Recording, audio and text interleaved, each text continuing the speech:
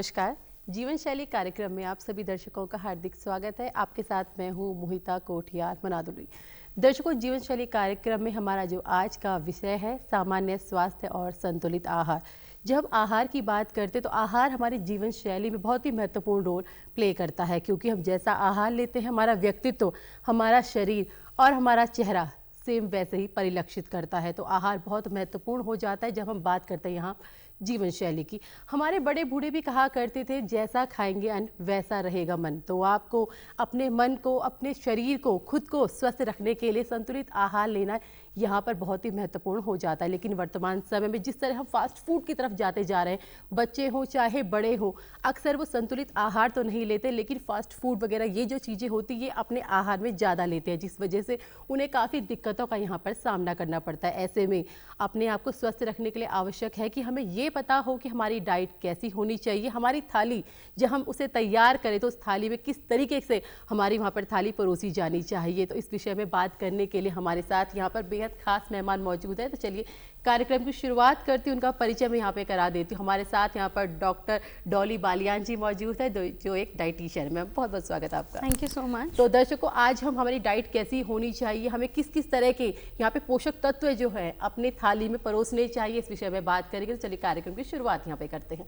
Ma'am, जैसे हमने बताया कि हमारा जो आज का विषय है आहार से संबंधित, आप डाइटिशियन है, इससे बेहतर और कौन समझ सकता है आहार को। तो शुरुआत यहीं से करते हैं कि आज हम बात करें संतुलित आहार की। मैम, वर्तमान समय में संतुलित आहार के विषय में बात करना क्यों आवश्यक हो जाता है? मैम, जैसे आपने पहले ही बता दिया है कि आज के टाइम में हम लोग फास्ट फूड को बहुत महत्व दे रहे हैं। इसमें मैं आपको बताना चाहूँगी कि इसके लिए हम ही जिम्मेदार हैं, क्योंकि आज के टाइम में आप देखेंगे कि लेडीज़ बहुत वर्किंग है जी, तो उनके पास टाइम का थोड़ा शॉर्टेज है, जिसके चलते वो अपने आप पर तो ध्यान नहीं दे पा रही है। साथ के साथ मैं ये बोलूँगी कि उनके पास उतना समय नहीं है कि वो फैमिली के लिए भी जितना समय पहले देती थी लेडीज़ उतना दे पाए। तो उसके चलते फास्ट फूड का प्रचलन बहुत बढ़ गया है, क्योंकि रेडी टू ईट आइटम जितने भी होते हैं उनको हम लोग ज़्यादा प्रेफरेंस देने लगे हैं टाइम के शॉर्टेज के चलते। बट आज के टाइम में आप देखेंगे कि लाइफस्टाइल से रिलेटेड बहुत सारी बीमारियाँ हमें देखने को मिल रही हैं, स्पेशली इन लेडीज़ और बच्चों में। क्योंकि मोटापा एक जैसे हम बोल सकते हैं कि लाइफस्टाइल से रिलेटेड बीमारी है। दूसरा हम डायबिटीज़ के लिए बोल सकते हैं कि ये भी एक उसी से रिलेटेड इश्यूज़ है। एंड आज के टाइम में आप देखेंगे कि हार्ट फेलियर के रेट्स कितने बढ़ गए हैं, वो भी हमारे जो खान पान हमारा है, आजकल की जो दिनचर्या है उसके चलते ये सब हो रहा है। तो डेफिनेटली अगर हमें इन सब चीज़ों से बचना है तो अपनी डाइट को हम पहले अच्छा करें, तभी हम चीज़ों से बच सकते हैं। बिल्कुल, आपने कहा यहाँ पे डाइट को अच्छा करना बहुत आवश्यक है। और जैसे हम ये देख रहे हैं कि आजकल हार्ट फेल बहुत ज़्यादा हो रहा है, छोटे छोटे बच्चों के साथ भी ये घटनाएं घटित हो रही थी। जी, बहुत कम उम्र, पहले हम देखते थे ये चीज़ें, हार्ट फेल होना या चक्कर आ जाना छोटे बच्चों के साथ हम नहीं देखते थे। तो अब अगर ये घटनाएं बढ़ती जा रही है तो इसकी मुख्य वजह क्या है? इसका मेन रीज़न है कि आपका फिजिकल एक्टिविटी का ना होना। क्योंकि आप देखते थे पहले के टाइम में बच्चे आउटडोर गेम्स बहुत खेलते थे, बट आज के टाइम में लाइफस्टाइल आप बोल लीजिए कि उस तरीके का है, या आप बोल लीजिए कि पढ़ाई को लेकर बच्चों के ऊपर बहुत प्रेशर है ऑलरेडी। अर्ली मॉर्निंग उठना, देन स्कूल जाना, आने के बाद में होमवर्क, ट्यूशन्स हैं, एक्स्ट्रा एक्टिविटीज़ हैं, या फ़ोन आप बोल सकते हैं कि फ़ोन को भी बच्चों को समय देना होता है, जिसके चलते बच्चे बाहर नहीं जा पाते हैं। तो हम लोग भी प्रेफरेंस देते हैं कि बच्चा घर में रहे, हमारी आंखों के सामने रहे, भले ही चाहे वो फ़ोन का इस्तेमाल करे। तो ये एक बहुत बड़ा रीज़न है। दूसरा मैं बात करूँगी एज ए डाइटिशियन, जो मेरे पास पेशेंट्स आते हैं, मैं क्या देखती हूँ कि जो बच्चों का टिफ़िन होता है, आपको ऑलरेडी मैंने बताया कि वर्किंग मदर्स हैं तो डेफिनेटली टाइम का इश्यूज़ है। तो टिफ़िन ही जो हमारा घर से जा रहा है उसमें फ़ास्ट फूड होता है, बेकरी आइटम्स होते हैं, ब्रेड रोल, केचप हो गया, जैम हो गया, जेलीज़ हो गया, इसको हम बहुत महत्व दे रहे हैं अपने टाइम के चलते। तो ये एक बहुत बड़ा रीज़न होता है। तो हम घर में ही थोड़ा सा चेंजेस करें, लाइक जो टिफ़िन हम बच्चों को दे रहे हैं कोशिश करें कि उसमें होममेड डाइट हो एंड हेल्दी डाइट हो। और दूसरा हम कोशिश करें कि थोड़ा सा समय निकाल करके हम बच्चों के साथ बाहर जाएं, जिससे हमारा भी फिजिकल एक्टिविटी थोड़ा सा बढ़ जाए एंड साथ के साथ हमारे बच्चे भी एक अच्छा लाइफस्टाइल जी सकें। जी मैम, जैसे आपने यहाँ पे बच्चों के टिफ़िन की बात की, बहुत महत्वपूर्ण बात यहाँ पे आती है कि बच्चों का डाइट यहाँ पे कैसा हो। अब जैसे आपने टिफ़िन की बात की, अक्सर ये देखा गया है, जैसे आपने भी कहा कि ब्रेड वगैरह की चीज़ें हम ज़्यादा यूज़ करते हैं। तो मैम देखिए, कुछ चीज़ें छोड़ी तो नहीं जा सकती हैं, हम अवॉइड कर सकते हैं, लेकिन कितना अवॉइड करेंगे वो भी बात हो जाती है। तो ऐसे में आपको क्या लगता है कि अगर हम कोई मैदे के बने हुए जो इंग्रेडिएंट है इनको यूज़ कर रहे हैं, तो वो जैसे ब्रेड है, बंद है, ये चीज़ें, ये मतलब वीकली हम कितना इंटेक इसका कर सकते हैं? देखिए मैम, अगर वीकली की आप बात करें, एज अ डाइटिशियन मैं पहली बात तो मेरा इसके लिए कोई सपोर्ट नहीं है। मैं बोलूँगी कि बिल्कुल ना दें, बट 1% क्योंकि बच्चों को ये हमने इंट्रोड्यूस करा दिया है, दे नो कि टेस्ट क्या है, तो उसके लिए वंस इन अ वीक या twice in a week maximum हम दे सकते हैं। बट उसमें भी what we have to do कि इसमें हम मॉडिफिकेशन करके दें।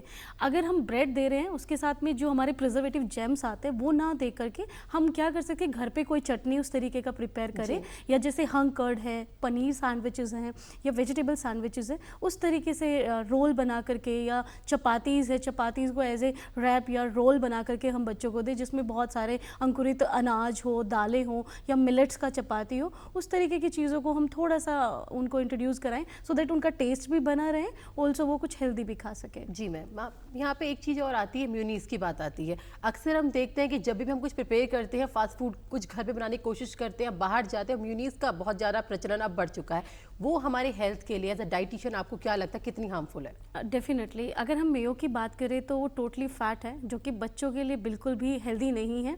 एंड आपने ऑलरेडी बता दिया कि हमारी खुद की भी प्रेफरेंस वही होती है कि एटलीस्ट बच्चा कुछ तो खाए, क्योंकि टेस्ट उसका उस तरीके का है।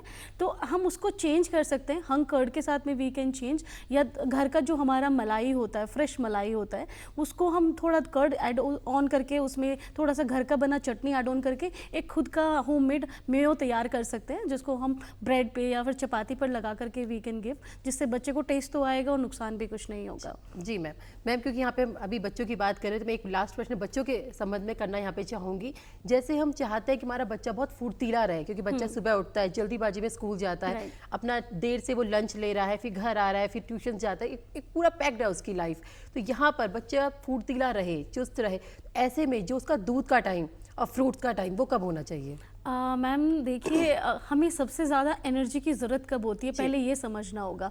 तो जितने भी हमारे हाई एनर्जी वाले काम है या जितना भी हम एक्टिव रहते हैं वो मॉर्निंग के टाइम पे हम लोग होते हैं, राइट। तो बच्चे के लिए भी वही है, उनको सुबह उठना है, स्कूल जाना है, जितनी भी एक्टिविटीज़ करनी है वो मॉर्निंग के टाइम पे उनका रूटीन रहता है। तो डेफिनेटली जो एक सुटेबल टाइम अगर मैं सजेस्ट करूँगी तो मॉर्निंग का टाइम रहता है फ्रूट्स के लिए एंड मिल्क के लिए। बट हाँ, मिल्क अगर आप रात को आफ्टर डिनर भी लेते हैं तो ये आपकी नींद को बेटर करता है। तो रात के टाइम में भी they can give, I mean we can give to them, तो वो खा सकते हैं और ले सकते हैं, कोई प्रॉब्लम नहीं है। बट मॉर्निंग का जो टाइम है वो सबसे सुटेबल टाइम होता है, क्योंकि बहुत जल्दी में बच्चा उठता है, देन स्कूल जाता है, तो जो एक प्रॉपर हमारा ब्रेकफास्ट होता है वो नहीं हो पाता है। तो अगर हम एक गिलास मिल्क का उन्हें दे दें या उसके साथ कोई ड्राई फ्रूट्स साथ में दे दें या कोई एक फ्रूट दे दें, तो एटलीस्ट उनको कुछ ना कुछ संतुलित आई मीन एक आहार हम उनको दे सकते हैं, जिससे उनका पूरा दिन भर का जो एनर्जी की रिक्वायरमेंट है वो मैनेज हो जाए।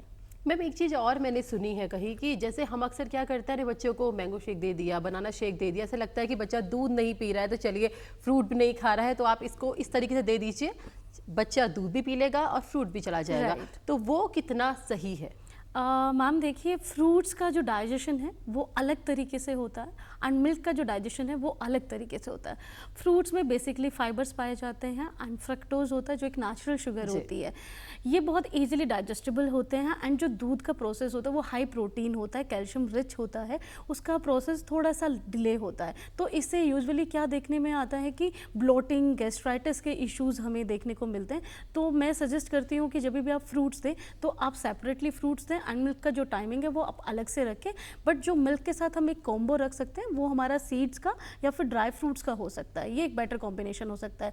तो milk shake with dry fruits we can suggest, बादाम मिल्क हो गया, तो इस तरीके की चीज़ें हम दें, ना कि बनाना शेक और या फिर मैंगो शेक जो आज के टाइम में है।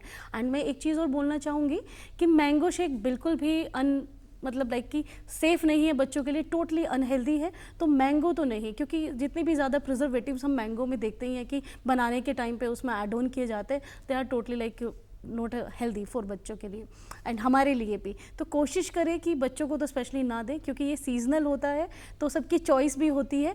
तो कोशिश करें कि आप जहाँ से लेकर आ रहे हैं ये चीज़ चेक कर ले कि वो प्रिजर्वेटिव्स उसमें ऐड ऑन ना हो एंड साथ के साथ उसको मिल्क के साथ में ना लिया जाए। जी तो बिल्कुल ये एक भ्रांति यहाँ पर थी कि अक्सर हम देखते थे कि जो बच्चे हैं उनको हम दूध नहीं पी पा रहे हैं तो फ्रूट्स के साथ उसका शेक बना के दे देते थे। तो दर्शकों यहाँ पर ये तथ्य आपको जानना होगा कि कभी भी आप ऐसा ना कहें, क्योंकि हमारी डाइटिशियन का कहना है कि ये आपके बच्चों की हेल्थ को और ख़राब कर देगा।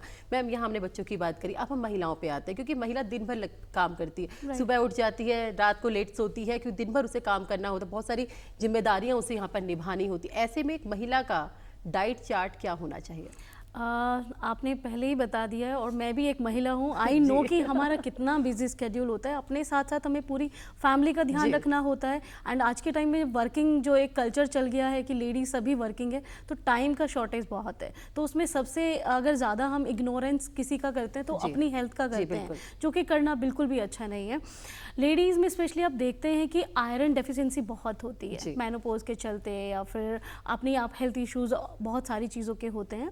दूसरा, कैल्शियम की डेफिशिएंसी बहुत होती है। तो इसमें हमारे पास अगर हम डाइट में कुछ चेंज करना चाहें, या मैं सजेस्ट करती हूँ, तो उसके लिए मिलेट्स एक बहुत रामबाण इलाज हम बोल सकते हैं कि होता है। अगर अपने ब्रेकफास्ट में या अपने लंच में किसी भी एक मील में आप मिलेट से रिलेटेड कुछ भी एक फूड आइटम, आइदर कोई पॉरेज या फिर कोई खिचड़ी मिलेट्स का या चपाती के रूप में आप ले सकते हैं, तो वो ज़रूर सम्मिलित करें। एंड ऑल्सो डेफिनेटली आपका ये कि जितने भी सीजनल वेजिटेबल्स हैं या सीजनल आपके जो फ्रूट्स हैं, वो भी कहीं ना कहीं सम्मिलित होने चाहिए। बट जो मेरी प्रेफरेंस है कि रागी एक सुपर फूड है और एक कॉम्बो है, तो वो डेफिनेटली आपको इंक्लूड करना चाहिए। मैम, अक्सर सुना जाता है कि जो आफ्टर 30 या 35 आपको आयरन, कैल्शियम और ये चीज़ें लेनी चाहिए, तो क्या हमें इन्हें मेडिसिन के रूप में लेना चाहिए, या फिर हम फूड अगर हम इनटेक ज़्यादा कर रहे हैं, ऐसा फूड जिसमें ये चीज़ें इंक्लूडेड है, तो वो हमारे लिए सही है? देखिए मैम, जैसे मैंने अभी ऑलरेडी बता दिया कि हमारे पास टाइम का बहुत शॉर्टेज है। अगर मैं बात करूँ कि हम सम्मिलित जो हमारा एक संपूर्ण आहार होता है, उसके लिए what you have to do कि आपको एवरी 2-3 आवर्स में कुछ ना कुछ खाने की रिक्वायरमेंट है, जो कि पॉसिबल नहीं है। अगर हम प्रैक्टिकली देखें तो नहीं पॉसिबल है। तो अगर आप आफ्टर 30 कोई सप्लीमेंट्स, डाइट सप्लीमेंट्स, मल्टीवाइटामिन्स या प्रोटीन सप्लीमेंट्स आप ले रहे हैं, तो उसका कोई हार्म नहीं है। एडिशनली यू कैन टेक, और आपके लिए भी एक ईजी वे हो जाएगा। क्योंकि आप बात करें तो प्योरिटी में आज के टाइम में हम देखते हैं तो कुछ भी हमारे पास अवेलेबल नहीं है ना। बट मिलेट्स की जहाँ मैंने बात करी वो टोटली प्योर है, एंड उसमें कोई भी प्रिजर्वेटिव्स ऐड ऑन नहीं है, कोई भी पेस्टिसाइड्स इंक्लूड नहीं है। बट एक इंसान कितना मिलेट्स खा सकता है एक दिन में? आप यू कांट हैव लाइक कि रिपीटेडली आप चपाती मिलेट्स का खा रहे हो या एवरी 2-3 आवर्स में मिलेट्स खा रहे हो, वो बॉडी डाइजेस्ट भी नहीं कर पाएगी। तो हाँ, सप्लीमेंट्स अगर आप अपनी डाइट में इंक्लूड करते हैं, उनका कोई ऐसे हार्म नहीं है, you can add. Ma'am, as a dietitian, मतलब मैं आपसे ये राय जानना चाहूँगी, जैसे अक्सर कहा जाता है जब डॉक्टर्स पास भी जाते हैं कि तबीयत खराब हो रही, कोई बीमारी हमको कुछ लगी, शुगर है, ब्लड प्रेशर है, कुछ भी, तो डॉक्टर्स कहते हैं हैवी फूड मत लीजिए, आप थोड़े थोड़े ड्यूरेशन में थोड़ा थोड़ा खाना लीजिए, एक साथ पेट मत भरिए। पहले का अगर हम बात करें पुराने ज़माने की, तो आप 3 ही टाइम खाना खाते थे, आप ब्रेकफास्ट करते थे, आप लंच करते थे, ठीक है, आपने इवनिंग टाइम पे आप चाय ले रहे हैं और फिर आप डिनर करते हैं। लेकिन अब जो हमारे खाने का तरीका है, जो समय है, ब्रंच भी आ गया है, लंच भी आ गया है, ब्रेकफास्ट भी आ गया है, तो इसको मैनेज करना कितना आसान है और क्या करना चाहिए?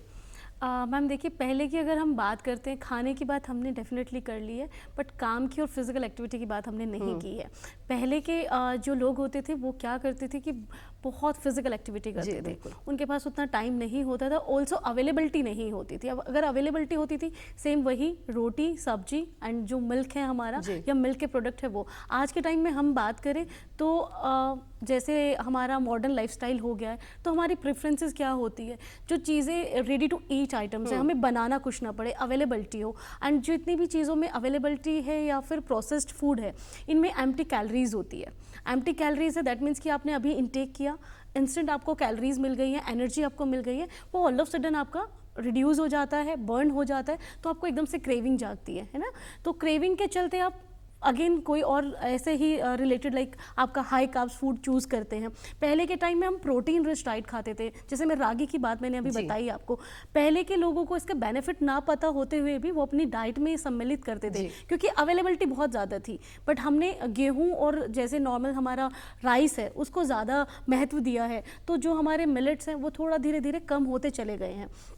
पहले के लोग जो होते थे अवेलेबिलिटी के हिसाब से तो खाते ही थे डेफिनेटली, बट उनको अननोइंगली भी कि उसके बेनिफिट कितने हैं, वो अपने डाइट में हमेशा अच्छी चीज़ें खाते थे। और प्योरिटी की, जैसे मैंने बताया कि आज के टाइम में प्योर कुछ नहीं है, वो लोग सब टोटली प्योर खाना खाते थे। दे वर वेरी ब्लेस्ड कि उनके पास प्योरिटी से भरा हुआ खाना था।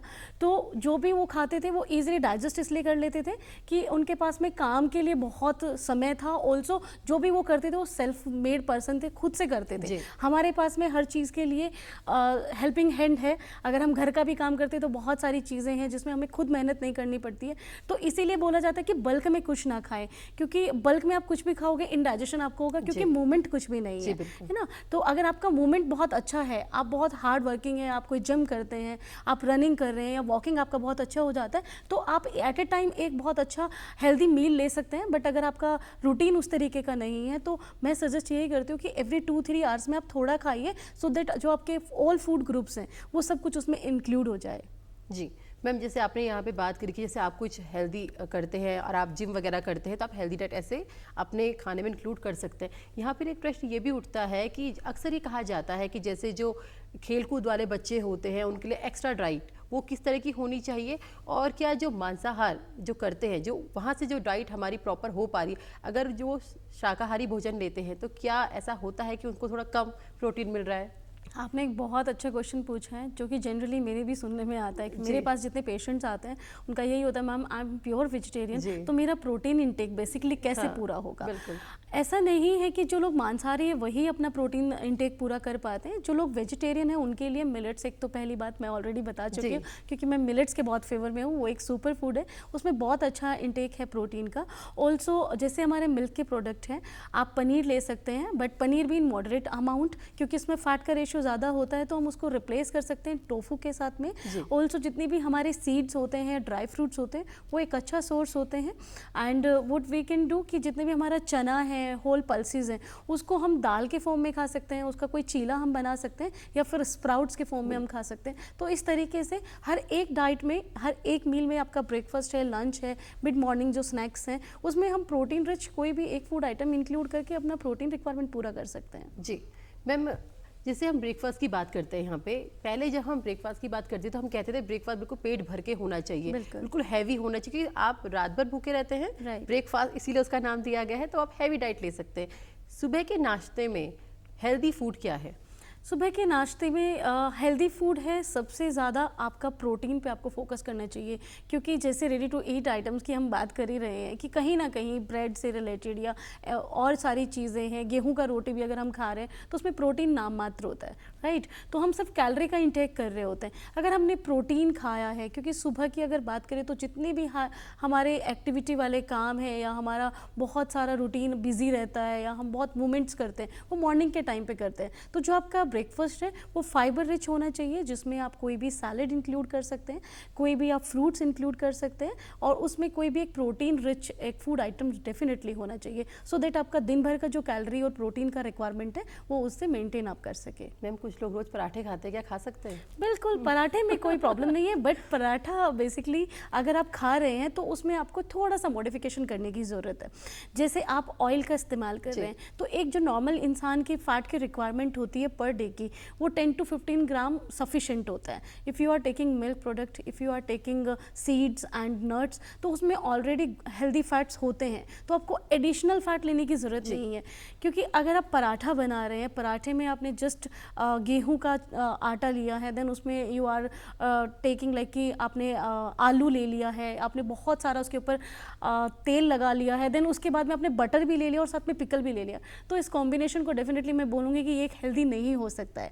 बट जहाँ मल्टीग्रेन आटा अगर आप इस्तेमाल कर रहे हैं, या आपने आटे के अंदर ही दाल को ऐड कर लिया है, दाल का पराठा बना करके खा रहे हैं, कोई एक पनीर का भुर्जी रख लिया है, कोई एक ग्रीन वेजिटेबल रख लिया है, या कर्ड के साथ आप पराठा खा रहे हैं, तो regularly you can have paratha.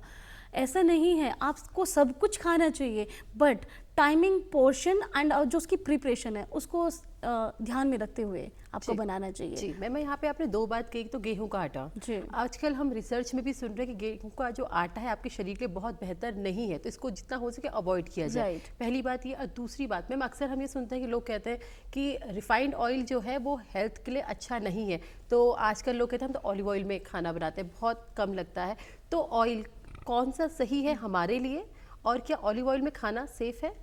Ma'am देखिए, ऑयल की अगर हम बात करें, पहले हम आटे की बात कर लेते हैं। हाँ, गेहूं का आटा क्यों हमारे लिए अच्छा नहीं है, जैसे मैंने आपको पहले भी बताया है कि पहले के टाइम में हम लोग मिलेट्स, रागी, ये सब चीज़ें का बहुत इस्तेमाल करते थे क्योंकि इनकी पैदावार बहुत थी।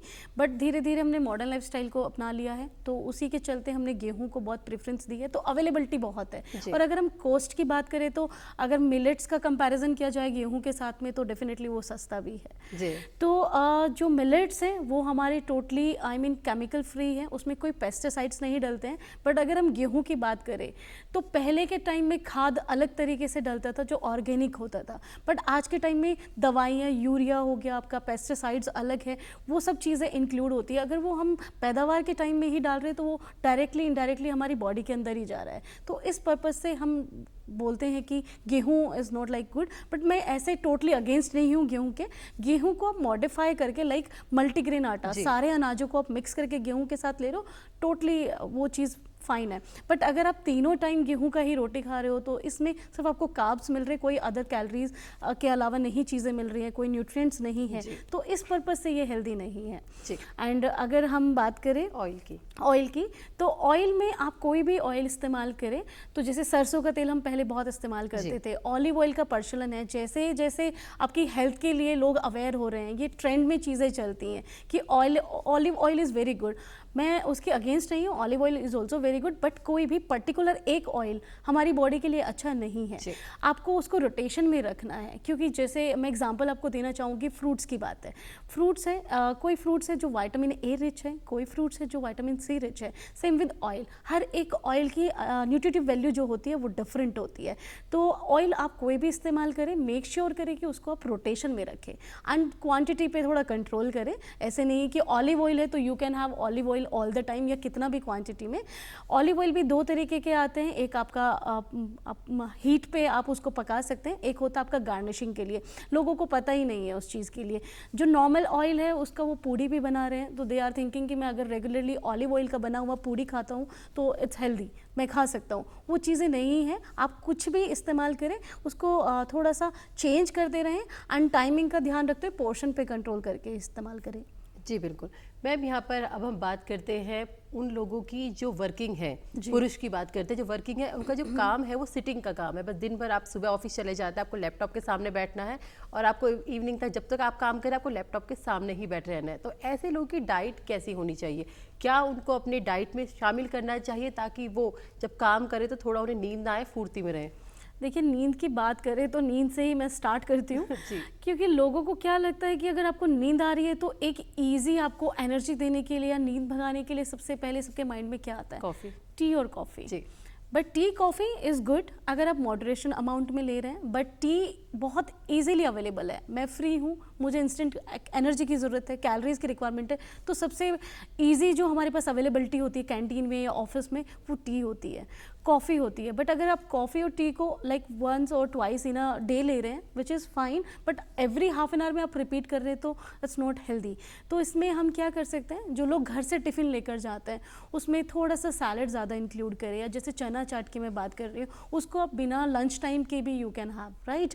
या अगर आप कैंटीन से खाना ले रहे हैं तो वहाँ पर कोकोनट वाटर अगर अवेलेबल है, छाछ अवेलेबल है तो वो आप ले सकते हैं। आप घर से क्या कर सकते हैं, एक लेमन वाटर का बॉटल कैरी कर सकते हैं अपने साथ, या कोई एक डाइट मिक्सचर घर पर बनाकर जिसमें मखाना हो, पफ्ड राइस हो या फिर चना हो, उसमें ही मिक्स सीड्स हम इंक्लूड करके अपने साथ अपने डेस्क पे रख सकते हैं कि जब भी हमारा मंचिंग का मन करे या भूख लगे तो वी कैन हैव दैट। तो जो हम extra calories, samosa is also very famous in office time ना, तो समोसा बहुत अवेलेबिलिटी में रहता है, तो हम उन चीज़ों को स्किप कर सकते हैं। ऑल्सो मैं एक सजेशन देना चाहूँगी लोगों को कि जब भी आपके पास ऑफिस में कोई भी ऑफर करे कि चलो चलते हैं अभी कैंटीन में खाने के लिए, क्योंकि मेरे साथ भी ये सब चीज़ें होती हैं, मेरा पर्सनल एक्सपीरियंस है, तो हमेशा ना बोलना सीखें। ज़रूरी नहीं है कि आपको किसी ने ऑफ़र किया है चाय और समोसा के लिए तो आप हमेशा जाएं एंड वो चीज़ लें। तो थोड़ा सा अपने प्रायोरिटी अपनी हेल्थ को दें एंड उसी के अकॉर्डिंग थोड़ा सा चूज़ करें, ना कि सामने वाले इंसान को भूख लगी है तो आपको भी उसके साथ जाकर खाना ज़रूरी है। नो जी मैम, यहाँ पर जैसे हम अक्सर देखते हैं कि बुजुर्ग लोग होते हैं वो कहते हैं कि हमारा पेट खराब हो रहा है, हम ये चीज़ नहीं खा पा रहे, तो आफ्टर 60 क्या आपको अपना डाइट चार्ट बना लेना चाहिए? Definitely ma'am. क्योंकि यंग एज में जब आप होते हो तो आपका जो मेटाबॉलिज्म होता है वो बहुत अच्छा काम करता है। अगर आपने कुछ भी थोड़ा गलत खाना खा लिया है या ज़्यादा इंटेक कर लिया है तो आप उसको डाइजेस्ट कर लेते हैं। बट जैसे जैसे हमारा शरीर ओल्ड होता जाता है तो हमारे जो ऑर्गन्स हैं वो भी थोड़ा सा स्लो डाउन हो जाते हैं, प्रॉपर डाइजेशन हमारा नहीं हो पाता है। तो उसके लिए मैं यही सजेस्ट करती हूँ कि आप एक तो हाइड्रेशन को मेंटेन करें, एंड जो हमने एवरी 2-3 आवर में फ्रिक्वेंट मील्स लेने की बात करी है तो उनके लिए बहुत अच्छी चीज़ है। उनको एवरी 2-3 आवर में कुछ भी बल्क में ना खा करके हेल्दी डाइट लें, and should be like light, जो इजीली डाइजेस्टेबल हो, जिसमें आपका खिचड़ी है, कोई दलिया है, दाल राइस है, इस तरीके की चीज़ें, ना कि कोई फास्ट फूड, क्योंकि ये चीज़ें डाइजेशन में टाइम लेती है तो ब्लोटिंग, गैस्ट्राइटिस या डायरिया के इश्यूज हमें देखने को मिलते हैं ओल्ड एज में स्पेशली। जी मैम, हमारे कार्यक्रम का समय यहाँ पे समाप्त हो रहा है। अंतिम प्रश्न मैं आपसे ये करना चाहूँगी कि अक्सर हम देखते हैं कि कुछ लोग कहते हैं हम इतना खाते हैं तो भी पतले हो रहे हैं, कुछ लोग कहते हैं हम कुछ खाते ही नहीं तो भी मोटे हो रहे हैं। ये वाला कॉन्सेप्ट क्या है मैम? बिल्कुल स्पेशली जो लोग कुछ खाते नहीं और मोटे हो रहे हैं उनका हमें पूरा लाइफस्टाइल देखना होता है, पूरा लाइफस्टाइल स्टडी करना होता है।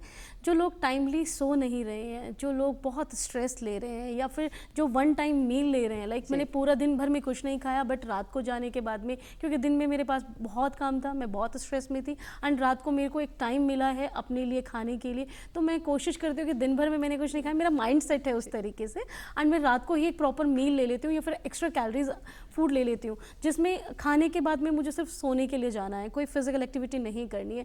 तो ये एक बहुत बड़ा रीज़न होता है। अगर टाइम टू टाइम आप खाना खा रहे हो और हेल्दी वे में खा रहे हो, होममेड डाइट आप ले रहे हो, तो इससे आपका मोटापा नहीं बढ़ता। एंड जैसे आप बात करें कि पतले लोगों की, पर्सन टू पर्सन वेरी करता है, हर एक इंसान का BMR अलग तरीके से वर्क करता है। कुछ लोग ज़्यादा खाना खाने के बाद भी डाइजेस्ट कर लेते हैं, कुछ लोग बहुत कम खाना खाते हैं तो भी नहीं डाइजेस्ट कर पाते हैं, आपका बॉडी उस चीज़ को एक्सेप्ट नहीं कर पाता है। तो इसके लिए आपको फिजिकल एक्टिविटी अपनी डाइट में और आपके जो रोज़मर्रा का रूटीन है उसमें इंक्लूड करना चाहिए, सो दैट जो आपका एपेटाइट है वो अच्छे से काम करे, जो आपका BMR है वो अच्छे से काम करे। तो अगर आपने एक्स्ट्रा कैलोरीज भी ले ली है वो बर्न हो जाए, एंड अगर आपको अच्छी भूख नहीं लग रही है तो वो भी आपकी उसको बैलेंस करें।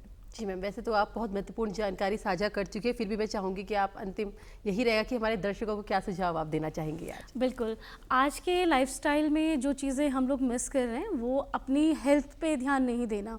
तो मैं यही बोलूँगी कि आप चाहे कितने भी बिज़ी हैं, आप कितने भी वर्किंग हैं, आपके पास टाइम नहीं है, जैसे आप अपने घर परिवार, अपने बच्चों का, अपनी रिस्पॉन्सिबिलिटी का ध्यान रखते हैं, तो आप कोशिश करें कि आप फिट रहें। आप फिट होंगे तभी आप दूसरों के लिए कुछ कर पाएंगे। तो जो आपका रूटीन है, जो आपका डाइट है, इट शुड बी बैलेंस्ड और हेल्दी, जिसमें आपके ऑल फूड ग्रुप इंक्लूड हो। हमेशा कोशिश नहीं करें कि दाल रोटी ही मैंने खा लिया तो इट्स इनफ, या फिर एक बैलेंस डाइट ये मेरे लिए हो गया। जो भी चीज़ें हमारे डाइट में रहे, कोशिश करें पोर्शन पे आप कंट्रोल करके, बट न्यूट्रिशन पे ध्यान दे के उसमें सारे न्यूट्रिएंट्स हो, इस तरीके का खाना अपने लिए चूज़ करें। मैम बहुत बहुत धन्यवाद हमारे दर्शकों को इतनी महत्वपूर्ण जानकारी डाइट से संबंधित यहाँ पर देने के लिए। बहुत thank you so much ma'am. तो ये हमारे साथ डॉक्टर डॉली बालियान यहाँ पर मौजूद थी। ये यहाँ पर महत्वपूर्ण जानकारी इन्होंने दी है कि आप अपने भोजन में मिलेट्स को जरूर शामिल करें, क्योंकि अगर आप ऐसा करते हैं तो आप अपनी ज़िंदगी को और हेल्दी और सुखद बना सकते हैं। नमस्कार।